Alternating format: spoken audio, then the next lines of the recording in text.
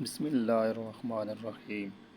نصارہ نجران کا ایک وفد سید عالم صلی اللہ علیہ وسلم کی خدمت میں آیا اور وہ لوگ حضور صلی اللہ علیہ وسلم سے کہنے لگے، آپ گمان کرتے کہ عیسیٰ اللہ کے بندے ہیں؟ فرمایا، ہاں، اس کے بندے اور اس کے رسول، اور اس کے گلے جو کنواری بطول حضرہ کی طرف القاع کیے گئے۔ نصارہ یہ سن کر بہت غصے میں آئے اور کہنے لگے، یا محمد صلی اللہ علیہ وسلم، کیا تم نے کبھی بے باپ کے انسان دیکھا ہے؟ اس سے ان کا مطلب یہ تھا کہ وہ خدا کے بیٹے ہیں، معاذ اللہ۔ اس پر یہ آیت نازل ہوئی اور یہ بتایا گیا کہ حضرت عیسیٰ علیہ السلام صرف بغیر باپ ہی کے پیدا ہوئے، اور حضرت آدم علیہ السلام ماں اور باپ دونوں کے بغیر مٹی سے پیدا کیے گئے۔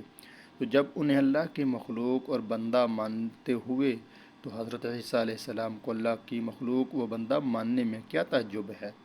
جب رسول کریم صلی اللہ علیہ وسلم نے نصارہ نجران کو یہ آیت پڑھ کر سنائی اور مبالغہ کی دعوت دی، یعنی فریقین کا ایک دوسرے کے لیے اس طرح بد دعا کرنا کہ جو جھوٹا ہو وہ ہلاک ہو جائے، مبالغہ کہلاتا ہے، تو کہنے لگے کہ ہم غور اور مشورہ کر لیں، کل آپ کو جواب دیں گے۔ جب وہ جمع ہوئے تو انہوں نے اپنے سب سے بڑے عالم اور صاحب رائے شخص عاقب سے کہا کہ ہے عبدالصحیح، آپ کا کیا رائے ہے؟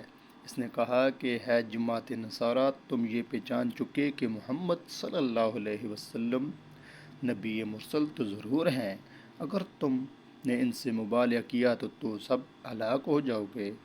اب اگر نصرانیت پر قائم رہنا چاہتے ہو تو انہیں چھوڑو اور گھر کو لوٹ چلو۔ یہ مشورہ ہونے کے بعد وہ رسول کریم صلی اللہ علیہ وسلم کی خدمت میں حاضر ہوئے تو انہوں نے دیکھا کہ حضور کی گود میں امام حسین ہیں اور دست مبارک پہ حسن کا ہاتھ، اور فاطمہ اور علی حضور صلی اللہ علیہ وسلم کے پیچھے ہیں۔ حضور ان سب فرما رہے ہیں کہ میں دعا کروں، تم سب آمین کہنا۔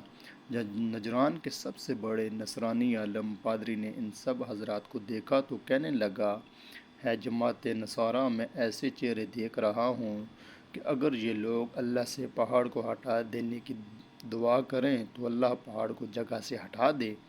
ان سے مبالغہ نہ کرنا، ہلاک ہو جاؤ گے اور قیامت تک روئے زمین پر کوئی نصرانی نہیں رہے گا۔ یہ سن کر نصارہ نے حضور صلی اللہ علیہ وسلم کی خدمت میں عرض کیا کہ مبالغہ کی تو ہماری رائے نہیں ہے۔